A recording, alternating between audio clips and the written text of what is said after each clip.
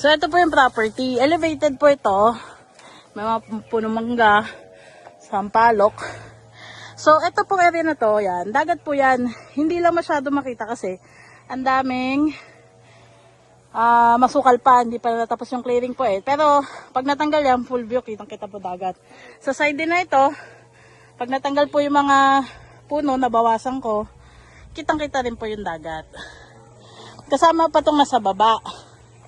Yan. So, ang gagawin po natin, gagawa ako ng, may backhoe naman ako, pwede ko kayong tulungan gumawa ng, yung parang rampa nyo dito, paakyat.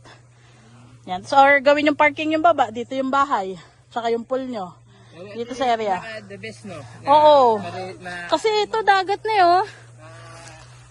Hindi masyado kasing dagat na kasi yan, medyo mataas lang kasi yung puno eh. Okay. Dagat na, tapos ayun, dagat din doon, dagat. Oh.